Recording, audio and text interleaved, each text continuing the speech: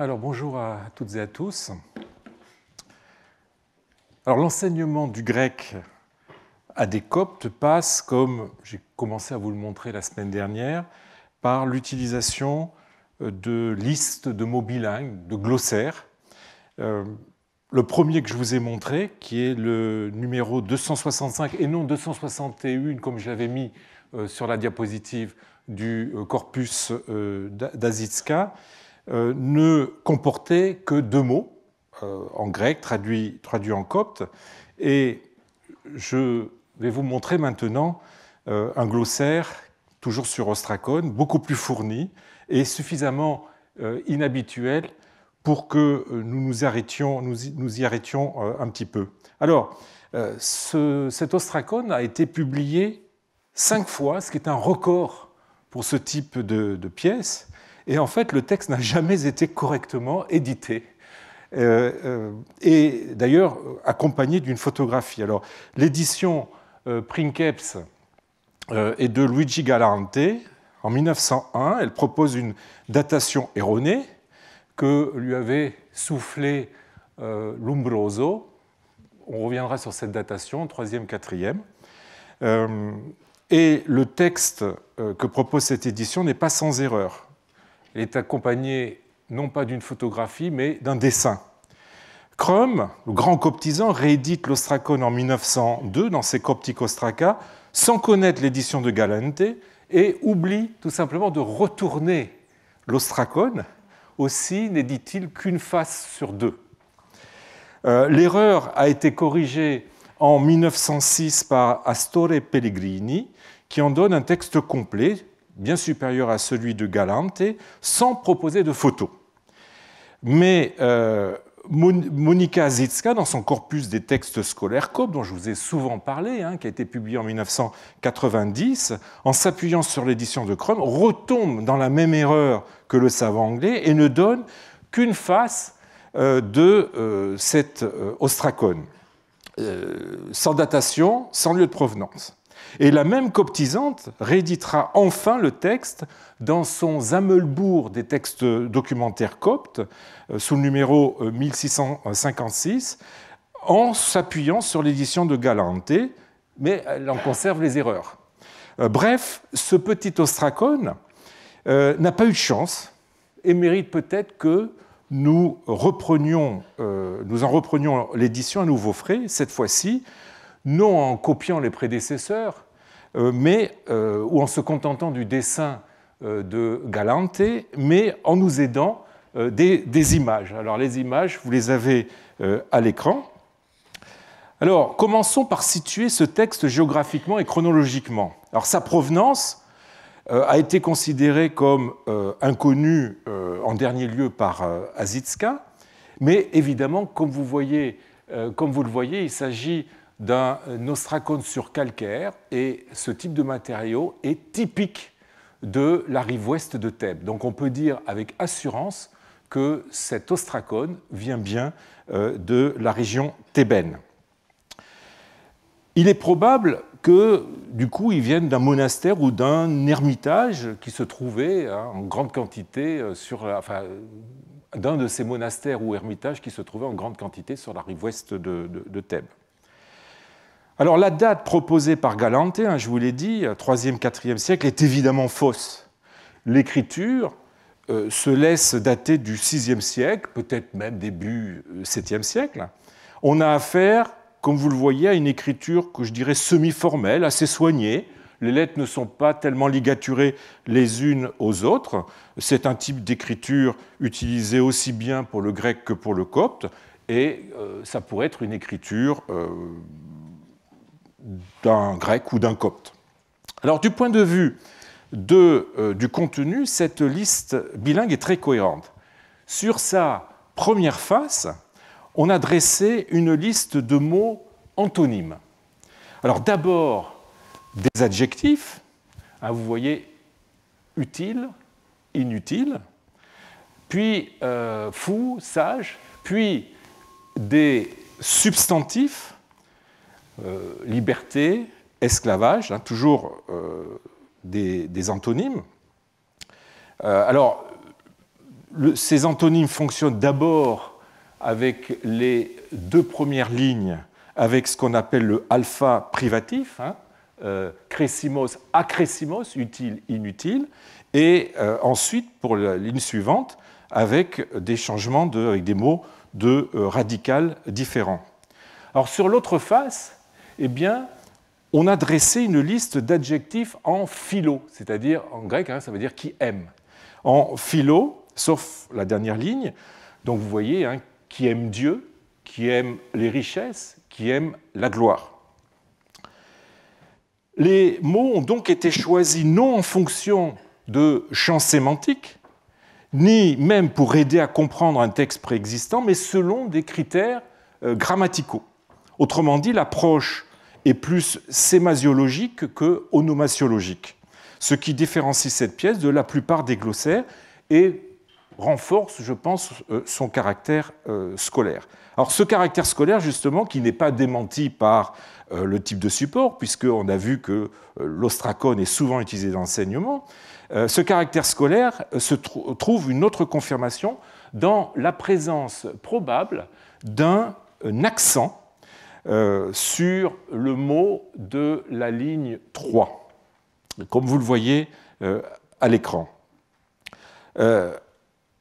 Alors, on pourrait douter qu'il s'agisse d'un accent du fait de sa longueur. Il est anormalement long, il est en plus horizontal, sa position est assez décalée par rapport à ce qu'on attendrait d'un accent, et surtout, c'est le seul accent qu'il y a dans le texte. Alors on pourrait s'interroger, se demander si c'est vraiment un accent. Alors la première objection, c'est-à-dire le fait que l'accent est assez décalé, assez long, en fait, ne résiste pas à la comparaison avec d'autres papyrus de l'époque.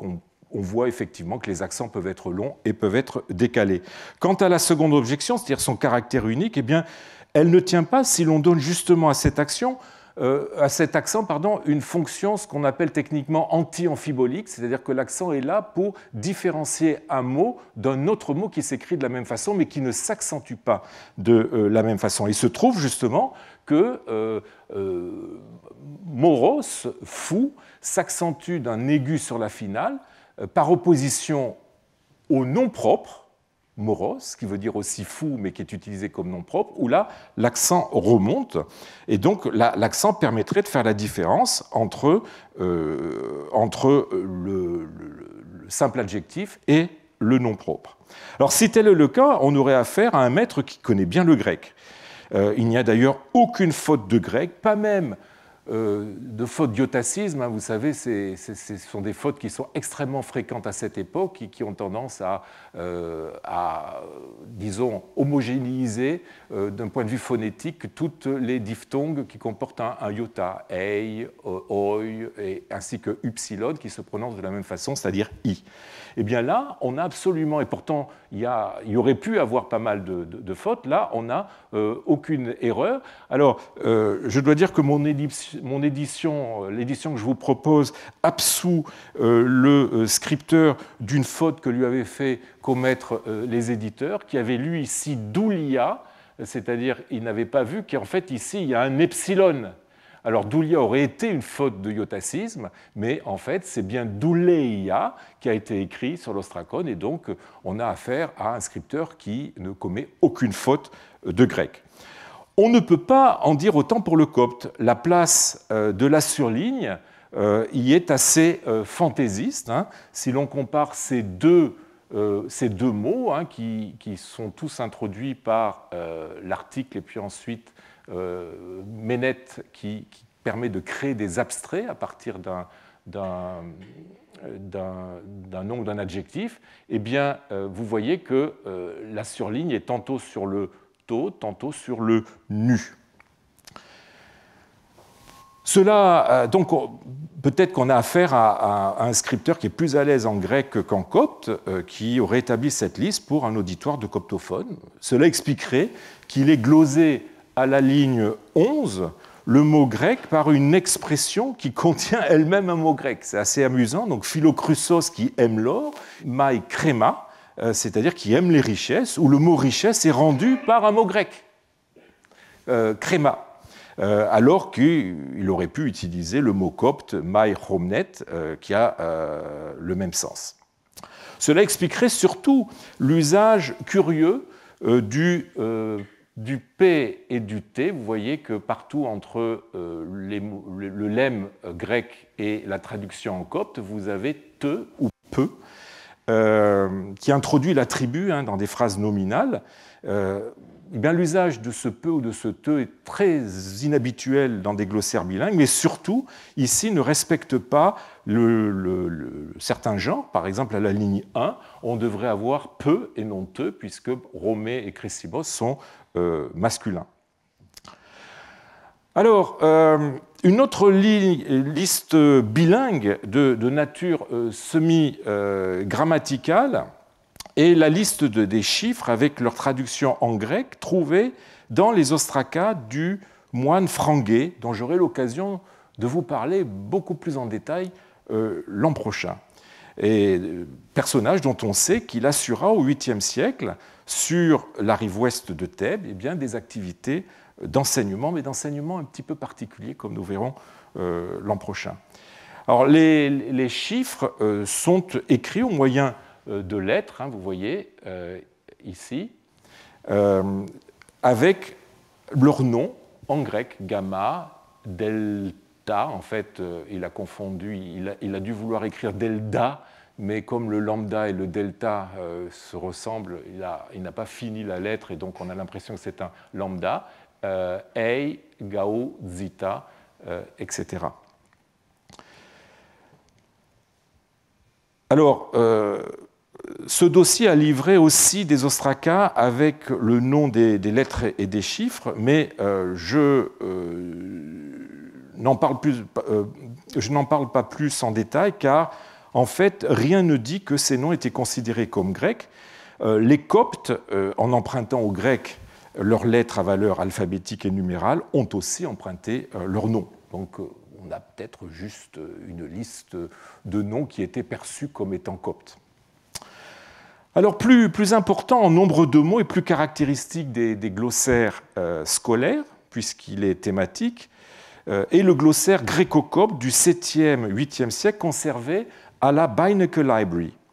Ce feuillet de papyrus conserve 55 mots grecs traduits en copte, relevant des champs sémantiques suivants. Alors, vous avez l'agriculture, à la colonne 1, ligne 1 à 8, la faune terrestre, toujours colonne 1, de 13 à 24, et colonne 2, 24, la faune nilotique, colonne 1, 25, 30, et colonne 2, 21, les instruments de cuisine, colonne 1, 31, 36, les animaux de trait, colonne 2, 1 à 3, les oiseaux, colonne 2, 4 à 5, les instruments et matériaux de construction, 2, 6, 13, la topographie, 14, toujours colonne 2, 14, 16, les vêtements, colonne 2, 17, 19,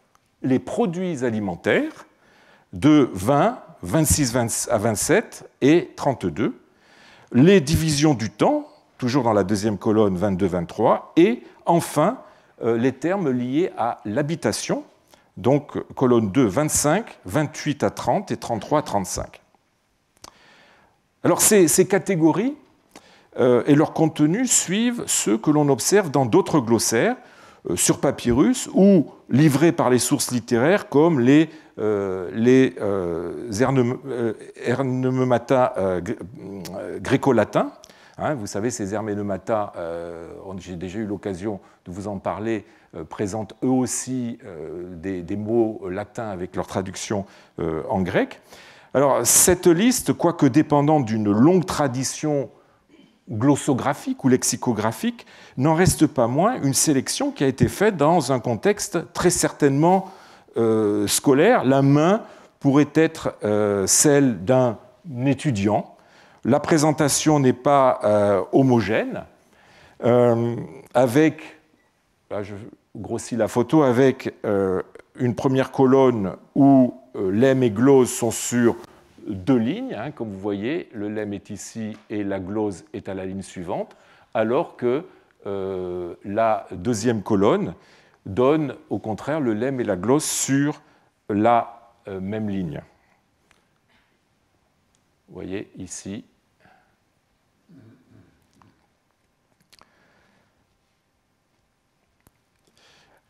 Alors, on voit que ça n'est pas très homogène du point de vue de la présentation. On a vu aussi, c'est pour ça que j'ai pris un peu de temps à vous donner le contenu et la situation de ces mots dans le glossaire. Les catégories ne sont pas toujours bien respectées avec des mots qui sont mal placés ou qui sont éparpillés à divers endroits. Notamment, les produits alimentaires se trouvent à plusieurs endroits de la liste, comme si le maître avait ajouté des mots après coup. Si les mots grecs sont dans l'ensemble correctement écrits, l'emploi des cas est parfois incorrect, car si vous regardez bien, vous verrez qu'on a des entrées qui sont au génitif, alors qu'ailleurs on a des nominatifs, donc entrées au génitif. On a des entrées aussi à l'accusatif, ici MENA. Alors ça n'a pas été bien lu par le premier éditeur ou les premiers éditeurs, mais en fait, en regardant bien la photo, je crois qu'on peut lire sans problème l'accusatif MENA, hein, moi. On a aussi une entrée, bizarrement, au datif. Par ailleurs, on constate que les nombres peuvent être hésitants. Hein. Vous avez ici les œufs. Hein. Le mot est ici au pluriel en grec, alors qu'il est au singulier en copte. Et par ailleurs, on a une entrée qui résulte d'une confusion. Ici, muia. Alors, muia, ça veut dire la mouche. Sauf que, eh bien, en grec, en copte, pardon, vous avez comme traduction le coquillage. Ça n'a rien à voir, mais si l'on sait qu'il existe le mot grec mus, qui veut dire coquillage, eh bien, on constate que là, il y a une erreur, une faute d'orthographe sur le mot grec. On notera enfin la présence curieuse des expressions « je sais »,« je ne sais pas », qui sont un peu des intrus dans cette liste de termes relevant surtout de l'agriculture et de la faune.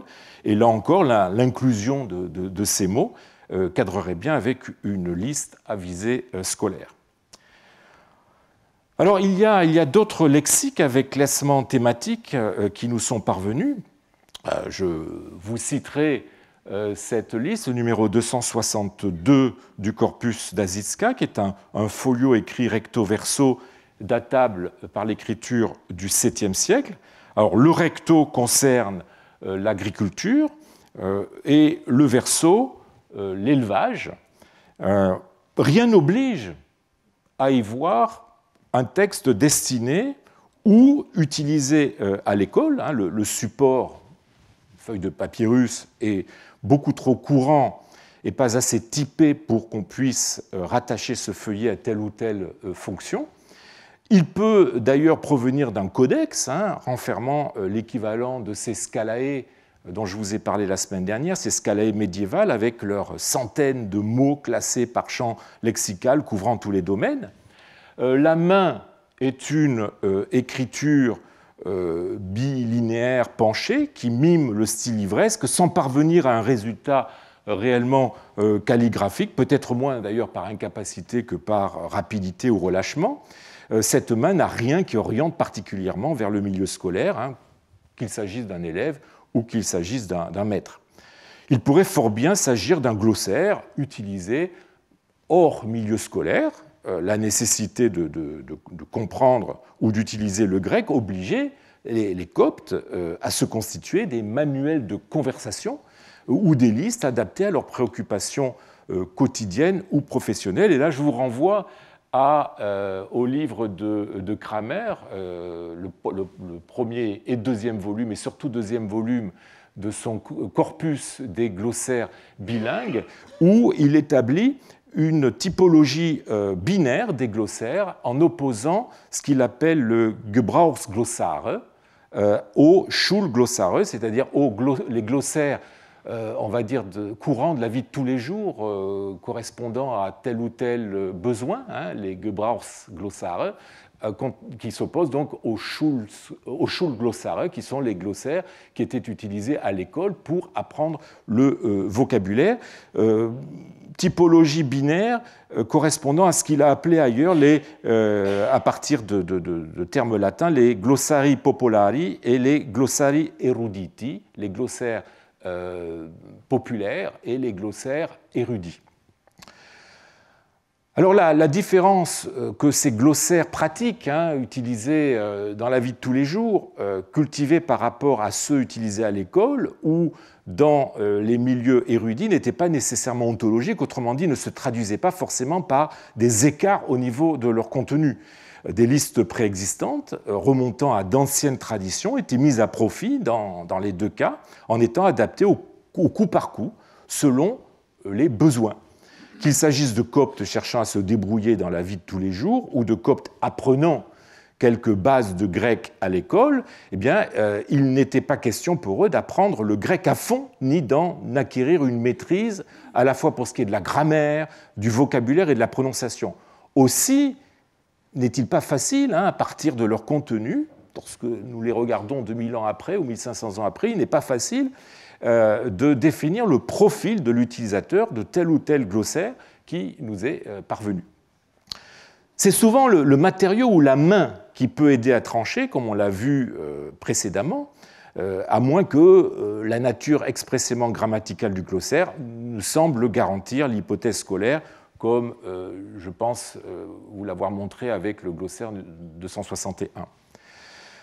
Moins le support ou l'écriture sont typés, plus il est difficile de savoir si l'on a affaire aux reliques d'un enseignement ou aux pense-bêtes, tout simplement d'un employé de domaine, par exemple, que son métier oblige à connaître un minimum de vocabulaire grec en rapport avec l'agriculture ou l'élevage.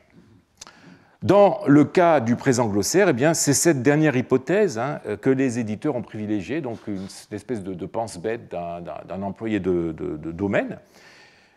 Ils ont peut-être raison, comme ils ont peut-être tort. Je ne vois personnellement aucun indice dans ce texte qui puisse confirmer telle ou telle solution. Alors, aurons-nous plus de chance avec la pièce suivante ? Découverte il n'y a pas si longtemps que ça, en 2005, dans les fouilles hongroises de la TT 65. Un TT, c'est-à-dire la tombe thébaine.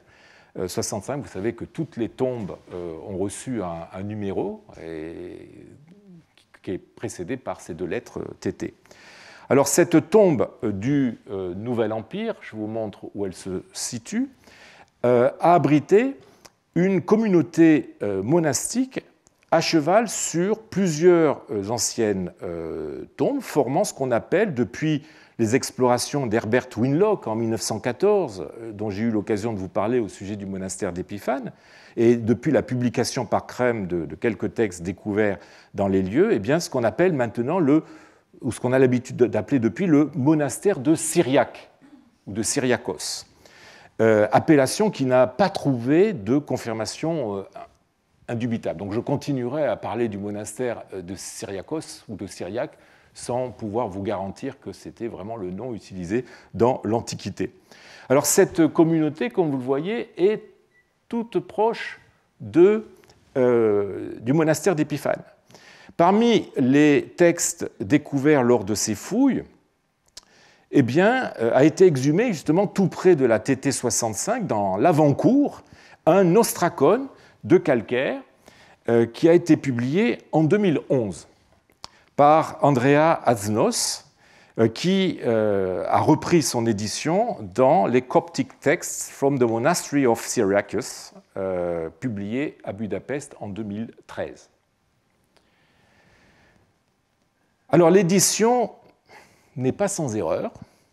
Aussi, en me fondant sur les photographies, heureusement pour une fois on a des photos, eh bien, j'ai repris à nouveau frais l'édition que je vous présente en essayant de mettre sur une même ligne à la fois le lemme et la glose, le mot grec et sa traduction en copte, tout en insistant sur le fait que ça ne correspond pas à la présentation de l'ostracon. C'est une présentation qui est extrêmement chaotique en 2 colonnes, et vous voyez en 2 colonnes très irrégulières, les gloses étant ajoutées parfois au-dessus des lemmes ou à cheval sur plusieurs lignes. Et ce n'est pas toujours facile de se repérer, d'autant plus qu'il y a aussi des parties qui sont endommagées.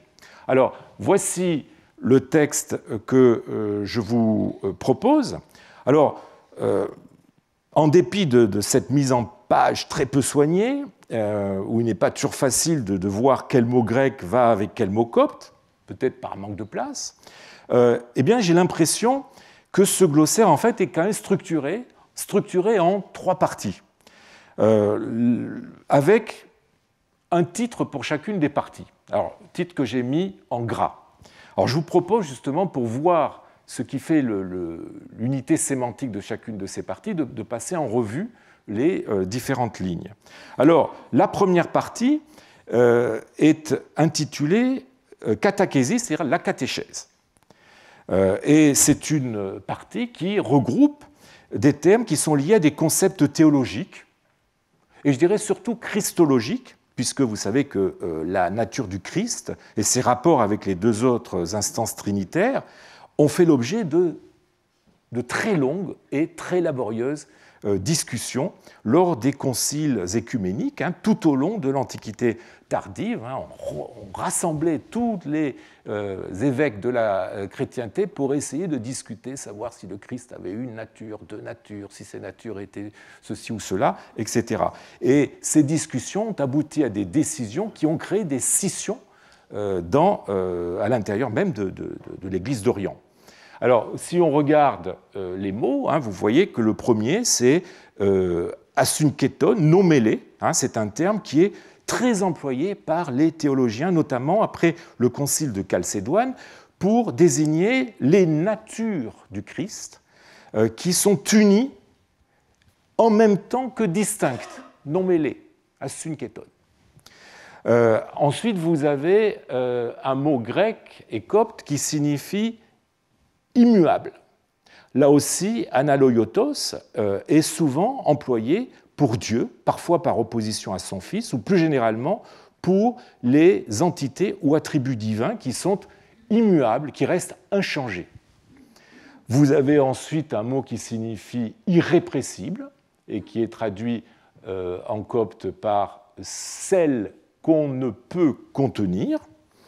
Alors, c'est un terme qui est employé en bonne part, parce qu'il peut être employé aussi en mauvaise part, qui est employé en bonne part pour parler de l'amour pour Dieu ou de Dieu, pour les hommes. C'est employé aussi pour la descente de l'Esprit Saint dans les âmes, l'Esprit Saint qui descend dans les âmes et dont l'action est irrépressible. Le mot suivant est un mot très fréquent dans les textes chrétiens, zopoion, vivifiant, qui donne la vie et qui est employé pour Dieu, pour le Christ, mais surtout pour l'Esprit Saint, ce qui pourrait expliquer le neutre que vous avez en grec, puisque l'esprit en grec, pneuma, est un mot neutre. L'adjectif zopoios se trouve dans les invocations qui introduisent les documents à partir de Phocas, donc à partir de 606, pour déterminer la Trinité. On ne commençait pas un contrat sans une espèce d'invocation à la Trinité, et dans les adjectifs, dans les déterminations des instances de la Trinité, eh bien, on était amené à utiliser aussi zopoios. Le mot suivant veut dire sans péché. Alors, évidemment, je n'ai pas besoin de gloser ce mot, qui est utilisé souvent pour Dieu et pour le Christ, qui sont par essence sans péché. Ensuite, vous avez un mot qui est mal orthographié en grec et en copte d'ailleurs aussi. Eutates, il faut lire eututes, qui signifie la droiture, qui est un mot employé pour Dieu, pour le Christ, pour les hommes ou tout simplement pour un dogme. Ensuite, on a le mot paradoxos, paradoxon au neutre, dans le texte, hein, littéralement ce qui dépasse l'attente, d'où inattendu, surprenant, qui peut notamment désigner les miracles du Christ. Et le mot copte équivalent, hein, spéré, merveille, surprise, est rendu justement par le grec Thomas dans de nombreux textes, qui signifie aussi miracle. Donc on a sûrement un adjectif qui est en rapport avec les miracles. À la ligne suivante, on a le mot tromos, qui désigne le tremblement d'effroi, qui justement peut être provoqué par toute manifestation divine, comme un miracle. On trouve ce mot, par exemple, dans l'évangile de Marc 16:8. Mais ça peut aussi désigner la crainte que l'on a ou que l'on doit avoir pour Dieu, notamment, c'est le mot qui est utilisé dans le psaume 2, verset 11. Le mot suivant, alors lui a été mal lu par le premier éditeur, qui lisait Exaiton, mais quand on regarde l'ostracon, en fait, on voit que ce qui est écrit, c'est Edzaïsion, pardon, et là, il y a une faute qui a été commise par le scribe qui confond le zeta et le xi. Ça arrive souvent, hein, il y a juste un élément qui différencie les deux, et là, il s'est trompé. Mais donc, en fait, il faut lire Exaision, qui signifie ce qui est extraordinaire, et qui justement peut rentrer de façon cohérente dans la série introduite par Paradoxon, c'est-à-dire ce qui a un rapport avec les miracles, puisque on peut avoir, voilà, dans l'Apocalypse de Cédrac ou dans Éphrem, on trouve ce mot qui désigne le miracle, disons, divin. Alors, la colonne 2,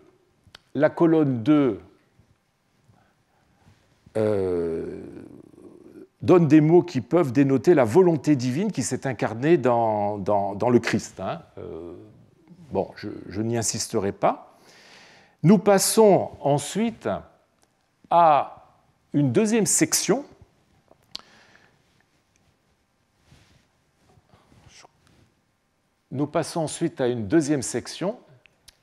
qui est introduite par le mot prodromos, qui signifie le précurseur, c'est-à-dire évidemment Jean-Baptiste. Et vous voyez que les mots qui suivent pourraient aussi se rapporter à Jean-Baptiste, puisque vous avez comme mot la voix, donc, qui pourrait faire référence à la prédication de Jean-Baptiste qui annonce la venue du Christ, et voix qui s'est fait entendre justement pour proclamer, pour prêcher, et justement ce sont les mots que vous avez ensuite, hein, kérugma, la prédication, kérux, le prédicateur, et on termine sur deux mots, la joie et ce qui est joyeux, qui rentrent de façon un peu bizarre dans cette série. Je ne sais pas si ça se rapporte à cette série ou pas. Enfin, on a une troisième série qui est sur le verso, intitulée Baptistes, le baptisé. Donc c'est une série en rapport avec le baptême, et on retrouve une grande partie des mots, des expressions métaphoriques que, par exemple, Cyril de Jérusalem emploie pour décrire le baptême dans sa procatéchèse. La procatéchèse, c'est une œuvre, alors Cyril est du IVe siècle, la procatéchèse est un prologue à ses catéchèses ou à ses conférences catéchétiques qu'il a écrites et qui nous sont parvenues. Et vous voyez, je vous ai cité juste une phrase, grand est le prix qui vous est offert par le baptême, et vous avez toute une série d'exemples ensuite qui sont exprimés par des mots ou des expressions au nominatif. Donc le baptême est la rançon pour les captifs, la rémission des péchés, la mort du péché, la renaissance de l'âme, le vêtement de lumière, le sceau sacré inviolable, le char pour le ciel, les délices du paradis, le sauf-conduit pour le royaume, la grâce de l'adoption des fils. Et vous voyez que ces mots sont pour la plupart, je les ai mis en gras, se retrouvent en fait dans notre glossaire. Alors vous avez évidemment aphésis, la rémission des péchés, qui est procurée justement par le baptême. Origène dit par exemple, on ne peut recevoir la rémission de ses péchés sans le baptême.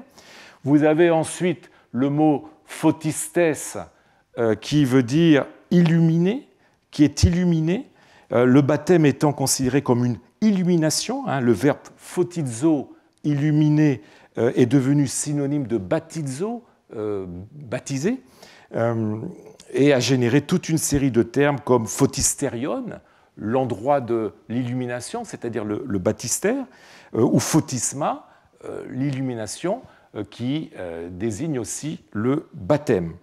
Et justement, puisque j'ai parlé de photisterion, c'est probablement le mot qu'il faut lire ici. Au début, malheureusement, le mot est mangé par la lacune, on a juste la terminaison. Alors on pourrait lire baptisterion, mais je pense qu'après photistes, on a une série qui tourne autour de la lumière, et on pourrait lire très bien photisterion, qui signifie, comme je l'ai dit, l'endroit de l'illumination, c'est-à-dire le baptistère. Et on a un autre mot qui a été rajouté au-dessus, qui signifie aussi, on a juste le tra qui est lisible, qui signifie aussi baptistère.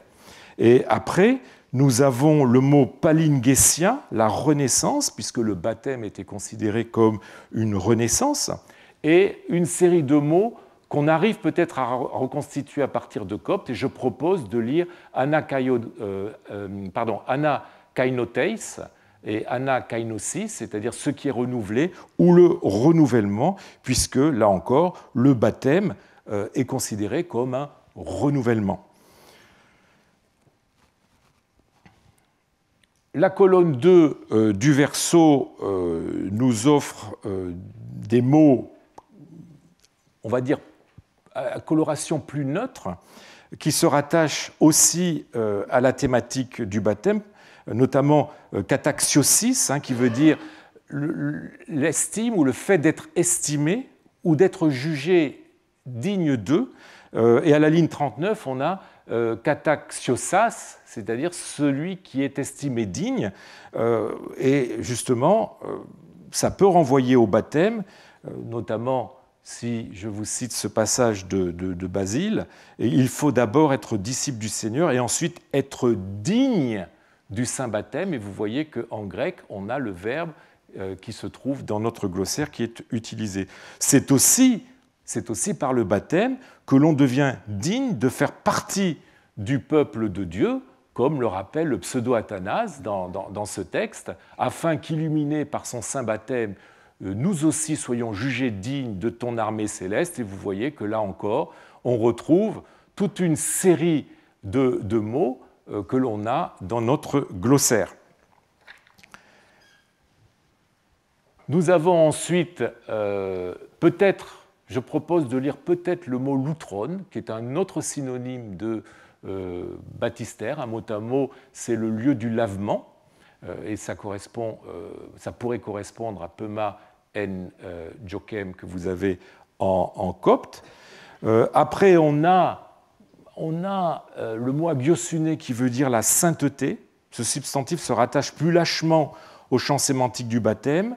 S'il ne désigne pas la sainteté du sacrement, il pourrait renvoyer à l'évêque qui dispense le baptême. Et vous savez qu'un des noms, un des termes qui désigne l'évêque à cette époque, c'est précisément sainteté, sa sainteté, agiosune.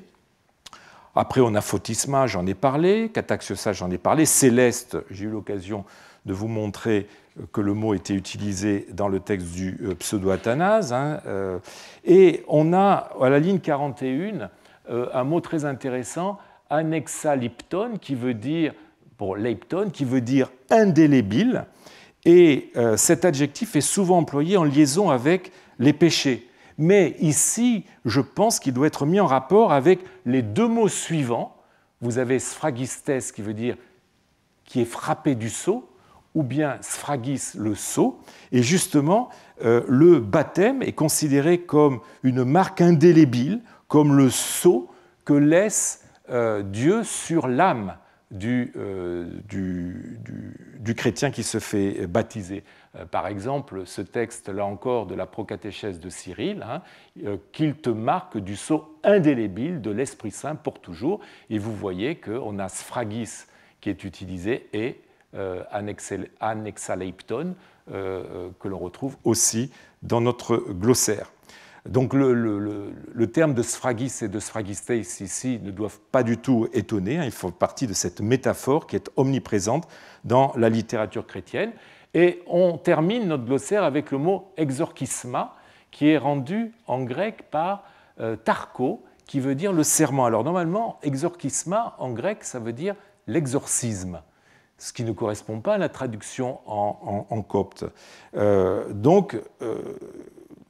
Alors, évidemment, on pourrait considérer que c'est le copte qui se trompe et qu'il faut bien comprendre ici exorcisme, mais en considérant que le baptême est ce qui va exorciser l'âme des démons du paganisme. Mais si on considère que le mot doit signifier ce qui signifie en copte, c'est-à-dire serment, eh bien on pourrait considérer qu'on a une évolution sémantique du mot exorchisma qui, d'exorcisme qu'il signifie, finit par désigner aussi le serment et qui pourrait assimiler justement le baptême à un serment que le chrétien passe avec Dieu pour toujours.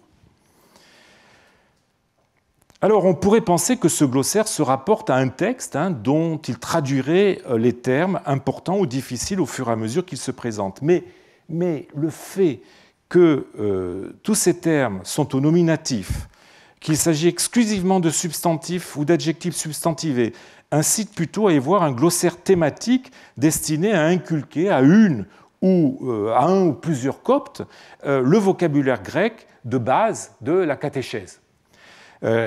Il est cependant possible, voire probable, que le concepteur de ce glossaire ait puisé dans une œuvre d'initiation à la catéchèse du type de celle de Cyril de Jérusalem, sa procatéchèse ou ses catéchèses. Je vous ai montré avec un texte en rapport avec le mot de la ligne 24 combien il y a des rapprochements entre notre texte et ce texte de Cyril. Ce glossaire s'inscrivait donc à la fois dans une formation vocabulaire grec, mais aussi à la catéchèse. On a vu que les enfants scolarisés dans un monastère recevaient un enseignement qui pouvait en faire aussi de futurs moines. Alors, peut-on se faire une idée de la personne qui a écrit ce texte ? C'est ce qu'on essaye de faire ici. On a des textes, des ostracas, des papyrus. On les lit, mais ce que nous essayons de faire ici, c'est d'essayer de reconstituer tout le contexte qu'il y a autour, la personnalité de la personne qui a écrit ces textes et éventuellement des personnes à qui ce texte était adressé. C'est un travail qui n'est pas toujours facile à faire, mais si on essaye de le faire sur cet ostracone, eh bien, on se rend compte qu'assurément, on a affaire à quelqu'un qui sait écrire, qui connaît suffisamment bien le vocabulaire catéchétique pour s'y retrouver dans la confusion des lignes et des colonnes de son propre texte. Personnellement, j'y verrais une espèce d'aide-mémoire d'un hélénophone assurant une formation à destination de non-hélénophones.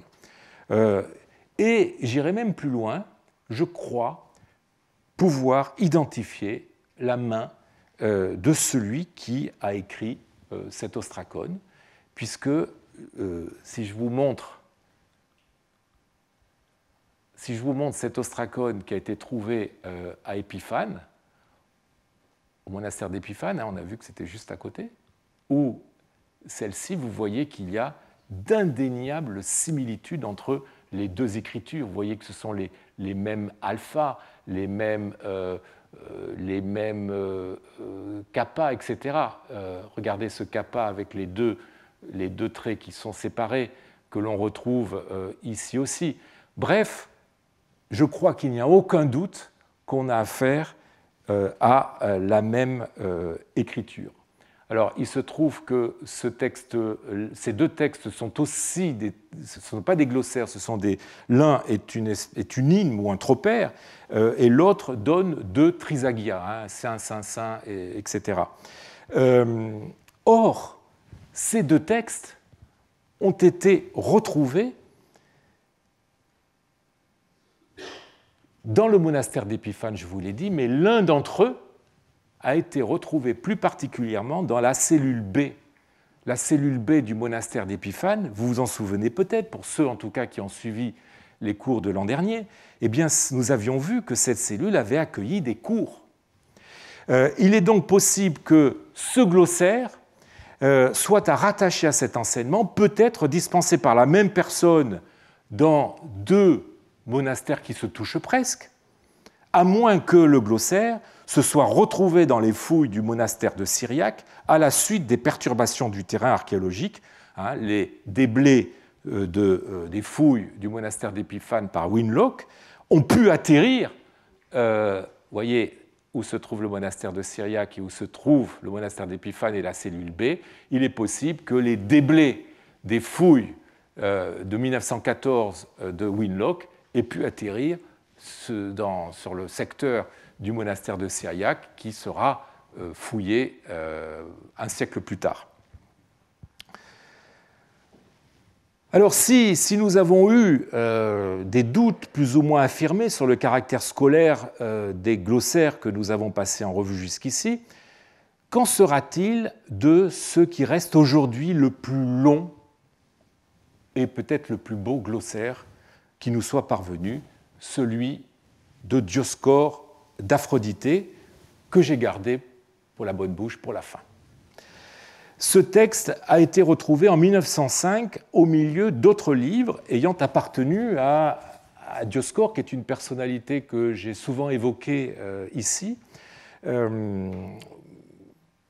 Donc, on a retrouvé en 1905 dans une jarre non seulement les livres qui lui ont appartenu, mais aussi des poèmes qu'il a composés, des papiers d'affaires le concernant, lui, sa famille et son village qu'il a co-administré. Ce glossaire est une pièce dont j'ai eu l'occasion de vous parler il y a 2 ans, mais qu'il me faut évoquer à nouveau aujourd'hui du fait de son importance pour comprendre le rôle pédagogique que pouvaient jouer les glossaires gréco-coptes dans un enseignement dispensé en milieu copte. Alors, il s'agit d'un texte de 436 entrées, compilé par Dioscore lui-même au verso d'une pétition qu'il avait rédigée en 566-568. Donc ça nous permet de dater par un terminus postquem ce glossaire. Les entrées sont organisées en grands thèmes. Alors après quelques termes généraux, de la ligne 1 à 3, vous avez les parties du corps, vous avez les adjectifs se rapportant à la cécité. Les maladies d'yeux sont une grande préoccupation en Égypte du fait de la poussière et de la chaleur, ce qui explique qu'on ait retrouvé tant de recettes médicales pour des maladies ophtalmiques et des recettes magiques aussi, comme j'ai eu l'occasion de le montrer dans mon séminaire cette année. On a ensuite une partie sur la topographie, le monde animal, les fleuves et les poissons. Vous allez retrouver un certain nombre de catégories qu'on a déjà vues dans les précédents glossaires. L'agriculture, avec les outils, les matériaux, tout ce qui est en rapport avec l'irrigation. Vous savez combien la crue du Nil était importante pour l'agriculture en Égypte à cette époque. Vous avez ensuite une série concernant d'autres métiers. Et puis après, on a, très curieusement, une petite série sur Dionysos et son culte. Des adjectifs se rapportant à l'homme, et puis, on va dire, une catégorie que j'appellerais diverse. Alors que ce glossaire ait été compilé par Dioscore lui-même est prouvé, outre qu'il est de sa main, par le fait qu'il a ajouté plus tard une 4e colonne resserrée entre les colonnes 2 et 3, souhaitant intégrer une partie sur le Nil et sur les poissons, et qu'il a inséré aussi, après coup, dans l'interligne, quelques gloses supplémentaires, comme vous pouvez le voir ici. L'encre est un petit peu d'ailleurs différente, un peu plus noire. Cela montre qu'il n'a pas recopié d'une traite un exemplaire préexistant, mais que partant certainement de glossaires disponibles ailleurs, eh bien, il a ajouté sa touche personnelle. Alors, ce qui expliquerait d'ailleurs certaines incohérences, hein. Par exemple, l'usage assez incohérent ou fluctuant, disons, de l'article copte. Hein. Tantôt on a l'article, tantôt on ne l'a pas. Et ce qui expliquerait aussi certaines erreurs, je n'y insiste pas. Alors voici, juste pour vous donner une idée, un petit échantillon de ce lexique. Voilà la photo et voilà les textes. Donc j'ai choisi, justement, puisque je vous ai parlé de l'importance des yeux, enfin, des maladies oculaires en Égypte à cette époque, j'ai choisi la partie justement qui se rapporte aux yeux. Donc vous voyez, on commence évidemment par ophtalmoi, qui est le mot classique pour dire yeux, enfin œil, ophtalmos. Ensuite, eh bien, vous avez omata, qui veut dire aussi œil, mais qui désigne en grec l'œil, qui est un mot poétique, hein, qui est l'équivalent poétique d'ophtalmos utilisé en poésie. Alors, vous voyez qu'en grec, on a donc ophtalmoi, qui est le terme prosaïque, et oma, pluriel omata, qui est le terme poétique. Mais vous voyez qu'en copte, on a le mot qui signifie œil, tout simplement. Le copte ne fait pas la différence entre le mot prosaïque et le mot poétique. Ensuite, eh bien, vous avez un autre mot grec qui signifie œil, orasis, et en fait, si on regarde bien le papyrus, on se rend compte que c'est oraseis qui est écrit. Donc il faut rajouter un epsilon, et orasis, ça signifie la vue, mais ça signifie aussi l'œil. Et donc ici, on a le pluriel, les yeux. Et en copte, on a idem, tout simplement. Ensuite, on a opseis, glosé en copte par idem, donc ça signifie aussi les yeux. Et on a enfin le mot kantos, au pluriel kantoi, qui est glosé en copte à nouveau par embal, les yeux. Et kantos est un autre mot poétique que les Grecs utilisent pour désigner l'œil. Ensuite, on a blephara, qui veut dire paupière. On a upopia, qui veut dire ce qui est sous l'œil. On a upoblephara, qui est un mot qui n'existe pas en grec, qu'on a pour la première fois attesté dans ce papyrus, qui signifie aussi paupière, littéralement sous paupière, donc un apax. On a ensuite un mot très intéressant, choré ophtalmou, qui veut dire mot à mot la jeune fille de l'œil, qui désigne la pupille. On a exactement en latin et du coup en français la même métaphore, la pupille de l'œil. Ensuite, on a gléné, qui, avec un mot copte qu'on n'arrive pas à lire, gléné veut dire le globe oculaire en grec. Et on termine par le mot korokosmion, qui est aussi un apax, qui littéralement signifie ornement de fille, et qui désigne, comme on le voit d'après la glose en copte, la pupille de l'œil. Donc il y a encore toute une métaphore autour de la fille, la pupille, etc., de l'œil. Alors, voilà, vous avez, avec ce petit extrait, vous avez une idée un petit peu de ce qu'il y a dans ce glossaire, mais la question qu'on peut se poser, est-il sûr que Dioscore ait compilé ce glossaire pour en faire un outil d'enseignement, puisque c'est ça qui nous intéresse ici. Il aurait très bien pu se constituer ce glossaire pour lui-même à des fins, par exemple, professionnelles, aussi bien que pour ses affaires personnelles, pour ses activités d'administrateur villageois ou de notaire, puisqu'il a été aussi notaire. Et du coup, on aurait non pas un Schulglossare, mais un Gebrauchsglossare. Or, l'examen des mots glosés a amené les éditeurs de ce texte, le grand papyrologue Harold Pell et le coptisant Walter Crum, à conclure que la finalité de ce glossaire était less practical than scientific, donc moins pratique que scientifique. D'accord, mais cela ne suffit pas à en faire un outil pédagogique. Plusieurs indices nous montrent cependant qu'il a été utilisé dans le cadre d'un enseignement. Le premier nous est livré par les lignes 125-130 qui occupent la partie supérieure des colonnes 2 et 3. Il s'agit d'extraits, ou plus exactement de variations en grec et sans traduction copte, assez abîmées à partir de ce qu'on appelle les sentences de Secundus, qui datent du IIe siècle, sur l'homme et sur l'univers. Alors je vous donne la traduction de ce texte en utilisant ma propre lecture du texte, puisque j'ai été amené à corriger à 3 endroits le texte de Bell et de Crum. Qui suis-je ? Je suis un être raisonnable, doté d'une voix articulée qui fait la supériorité de l'homme, capable de connaissance. Qu'est-ce que l'océan ? Ce qui embrasse le monde, fondement ou couvert de vagues, peuple marin, innombrable, et là malheureusement on a une lacune, surface sans limite et sans, et là encore on a aussi une lacune. Alors, je vous ai mis ici le texte de Secundus. Vous voyez qu'il n'est certainement pas identique, mais il y a un certain nombre de rapprochements, et que le texte de Secundus se présente aussi sous la forme de questions et de réponses. Ces définitions, présentées donc sous la forme de questions-réponses, concernant l'univers et l'homme, ont connu, celles de Secundus, ont connu un immense succès à l'école. Leur brièveté, leur caractère général et moralisateur les prédestinaient à entrer dans l'enseignement scolaire, d'autant que leur structure en questions-réponses les rapprochait des erotapokriseis, tant prisés par l'enseignement, et donc sur ces textes didactiques sous forme de questions-réponses, je vous renvoie notamment à l'étude de Papadoiannakis ou de Hierachibio.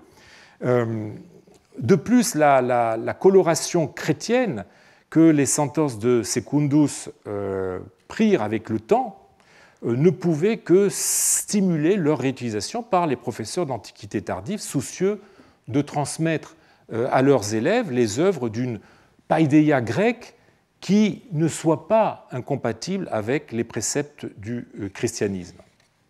Et d'ailleurs, le succès des sentences de Secundus se mesure au fait que l'œuvre est attestée dans presque toutes les aires culturelles, aussi bien du domaine occidental que du domaine oriental. Alors, s'ajoute à cela que ce glossaire, le glossaire de Dioscore, a été retrouvé avec d'autres papyrus aussi de nature scolaire. Je ne veux pas reprendre aujourd'hui la démonstration que j'ai eu l'occasion de développer ici même il y a plusieurs années, ainsi que dans un article de 2019, mais qu'il me suffise de dire que la fonction pédagogique de notre glossaire n'est qu'une tesselle de la mosaïque permettant de reconstituer la figure d'un Dioscore enseignant qui se dessine à la lumière d'autres papyrus de ses archives, cette fois-ci indubitablement scolaires, soit des papyrus écrits par des élèves. On a des tables de conjugaison de verbes contracts, on a des tables métrologiques, vous m'excuserez de cette mauvaise photo, mais je n'ai que celle-ci à vous montrer, et c'est toujours inédit, soit des modèles écrits par Dioscore lui-même, comme des poèmes, ce qu'on appelle progymnasmatiques, c'est-à-dire des poèmes qui initient aux exercices préparatoires à la rhétorique. Et ici, vous avez une étopée d'Homère. Quelle parole prononcerait Homère demandant à Thétis de lui montrer Achille en armes? Donc, ce sont des poèmes qui étaient destinés à enseigner la rhétorique. On a aussi, toujours de la main de Dioscore, des tables métrologiques. On a une vie d'Isocrate, le rhéteur par excellence, recopié par Dioscore. On a un poème didactique de l'anthologie palatine sur les jeux de l'ancienne Grèce. Il n'y a pas jusqu'au livre de la bibliothèque du Dioscore qui ne prouve que Dioscore a joué au grammatikos, a exercé des activités de grammatikos, de professeur de grammaire. Son exemplaire de l'Iliade est celui donc l'Iliade que vous avez ici, et celui des scolies à l'Iliade, qui ont été retrouvés avec tous ces papyrus, eh bien, sont truffés de corrections ou de gloses de diverses mains, comme vous pouvez le voir à l'écran, montrant que Dioscore a entrepris avec des élèves l'étude du texte homérique. Il est probable que Dioscore a exercé donc des activités d'enseignement dans un cadre privé, ayant comme élèves ses enfants ou des enfants de sa famille ou d'amis.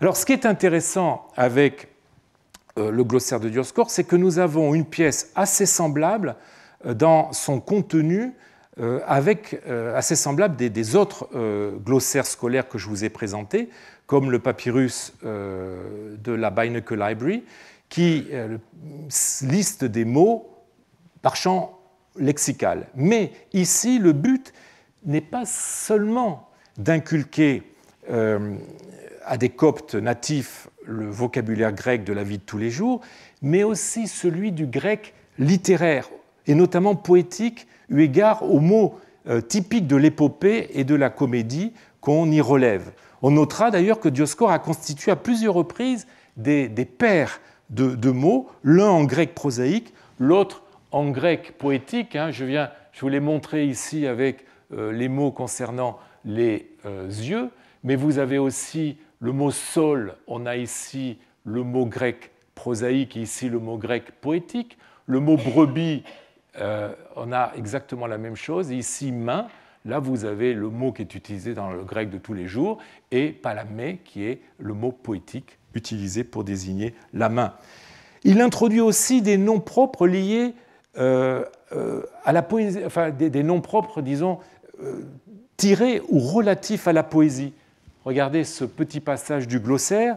Maron, le prêtre thrace, comme vous le savez, qui selon Homère donna du vin à Ulysse et qui est ici présenté comme le vieillard ivre qui suit Dionysos, qui apporte le vin en Égypte. Anacréon, juste après, l'homme ivre qui chante, le poète. Et qu'il me suffise de conclure ce développement sur Dioscore enseignant, qu'il me suffise de conclure que l'attention portée par Dioscore aux vieux mots poétiques dans la rédaction de son glossaire non seulement va dans le sens de ce que recommandait Quintilien pour les cours du Grammaticos, je le cite, les mots archaïques n'ont pas seulement pour eux des garants importants, ils apportent au style une certaine majesté qui n'est pas sans charme. Et on est à une époque en plus où ces mots archaïques et poétiques sont souvent réintroduits dans la prose et donnent une coloration assez relevée au texte que l'on est en train d'écrire. Donc, l'introduction de mots poétiques dans le glossaire de Dioscore est une façon de suivre les recommandations de Quintilien, mais correspond aussi aux exigences de l'enseignement de la littérature poétique qui menait la littérature poétique est évidemment au premier chef l'Iliade, et il est intéressant de voir qu'en même temps qu'à travers ce glossaire, Dioscore apprenait à ses élèves des mots poétiques, eh bien, il menait avec eux probablement l'étude de l'Iliade à travers l'exemplaire qu'il avait et le glossaire de Scoli qu'il détenait aussi. C'est la première fois qu'un glossaire peut être mis en relation avec un environnement historique concret, avec la personnalité d'un enseignement et le faciès de son enseignement. Bref, qu'il peut être précisément contextualisé au plan socio-culturel. Que cet enseignement se soit adressé à des Coptes natifs est assuré non seulement par la disposition du glossaire, on a vu que les mots grecs sont en premier et qu'ensuite on a leur traduction en copte, mais aussi parce que l'on sait du milieu de Dioscore, il est issu d'une famille copte, son arrière-grand-père s'appelait Psimanobète, qui est un nom typiquement égyptien, ça veut dire celui qui s'occupe des oies, Donc son arrière-grand-père portait un nom non grec avant que les générations suivantes n'hellénisent leur nom, mais sans pour autant atteindre un niveau d'hellénisation très poussé. Son père, Apollos, on le sait par ses écrits, puisqu'on a retrouvé dans la jarre de Dioscore des textes de la main de son père. Son père, disons, n'était que superficiellement hellénisé. Je vous renvoie pour cela à l'étude de Keenan, déjà ancienne, et l'étude plus récente de Lorelei van der Heyden, publiée en 2020. Mais cela n'a pas empêché Dioscore d'atteindre, malgré ses ascendances, on va dire, coptes, d'atteindre un bon niveau d'hellénisation qu'il a cherché à transmettre à ses proches. Et quoique dispensé à des coptophones primaires, eh bien, cet enseignement a fait une part importante aux Grecs et n'a pas cherché seulement à en inculquer quelques rudiments juste nécessaires à la vie de tous les jours, mais en se pliant aux méthodes, en se pliant au programme de l'enseignement grec, a visé à une formation exigeante qui, en plus de l'enseignement des bases grammaticales, dont témoigne les tables de conjugaison, allait jusqu'à l'étude de la littérature grecque dans ce qu'elle a de plus difficile et, j'allais dire, a priori de plus inutile pour un hellénophone du VIe siècle, les poèmes d'Homère. Nous verrons que ce type d'enseignement, propre aux élites coptes de l'Antiquité tardive, a laissé ailleurs d'autres traces sous des formes très différentes. Alors, je voudrais juste finir en 2 ou 3 minutes ce cours sur les glossaires en concluant sur le fait que vous avez peut-être remarqué que je n'ai pas évoqué 2 types de glossaires que notre expérience moderne nous inciterait pourtant à considérer comme les plus naturels. Tout d'abord, des glossaires alphabétiques. Nous n'avons pas rencontré de glossaires alphabétiques. Aujourd'hui, ça nous paraît évident qu'il faille classer les mots par ordre alphabétique. Eh bien, l'ordre alphabétique est en fait une conquête qui a mis du temps à s'imposer. Je vous renvoie à cette étude classique de Daly sur l'ordre alphabétique.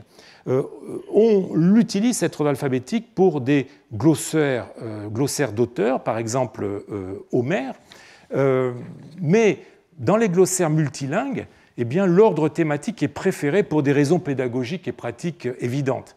Alors, on a pourtant des glossaires latino-grecs et gréco-latins qui observent parfois l'ordre alphabétique, comme cet exemple que vous avez à l'écran, mais les glossaires gréco-coptes qui nous sont parvenus sont tous de nature thématique, ou presque tous. Tandis que le latin est appris en Égypte par des adultes poussés par des besoins professionnels, comme j'aurai l'occasion d'en reparler l'an prochain, le grec est enseigné à l'école à des enfants qui risquent de ne pas être scolarisés longtemps et qui ont besoin d'acquérir rapidement des bases qui leur servent dans la vie de tous les jours, dans une société où le grec reste la langue de référence. Et donc le principe du glossaire thématique est peut-être plus approprié à cette mission. Alors, on a retrouvé quelques glossaires alphabétiques, mais ils sont de périodes beaucoup plus récentes, ils sont médiévaux. Et ce sont en fait des glossaires qui appartiennent à cette catégorie des scalae médiévales dont j'ai eu l'occasion de vous parler. Je vous en montre quelques exemples à l'écran. Le second type de glossaire qu'on s'attendrait à trouver, ce sont des glossaires d'œuvres littéraires qui donnent des traductions des mots principaux difficiles en suivant l'ordre du texte. C'est un type de glossaire que l'on a notamment pour les scolies d'Homère. Vous en avez un exemple qui vient des archives de Dioscore à l'écran. Et en fait, nous n'avons qu'un seul exemple de ce type de glossaire. C'est celui que vous avez à l'écran. C'est un glossaire gréco-copte aux prophètes mineurs Osée et Amos, qui est conservé à Londres. C'est un glossaire qui est daté par ses éditeurs de la fin du IIIe siècle, peut-être, personnellement, je serais enclin à penser qu'on ne doit pas exclure non plus le début du IVe siècle. Et ce texte, en fait, se présente sous la forme d'un glossaire suivi du texte biblique. Les mots jugés difficiles ou considérés comme méritant une traduction sont extraits au fur et à mesure, copiés en colonne, vous avez ça en gras, et traduits ensuite en copte. Vous voyez, tous les mots grecs que j'ai surlignés font l'objet d'une entrée dans ce glossaire. Voilà, c'est en fait le seul exemple de glossaire d'œuvre suivant pas à pas une œuvre préexistante qui nous soit glossaire gréco-copte qui nous soit parvenu, et peut-être que son unicité aussi est due au fait qu'il s'agit d'un glossaire qui date du IIIe siècle, c'est-à-dire extrêmement ancien. Voilà, alors j'en ai fini sur les glossaires. Ces glossaires étaient-ils les seuls outils qu'on avait à sa disposition pour apprendre une langue vivante, et en l'occurrence pour que des Coptes puissent apprendre le grec? Eh bien, comme nous le verrons avec le prochain cours, qui sera d'ailleurs le dernier, effectivement non, on a d'autres moyens d'apprendre le grec en milieu copte. Je vous remercie.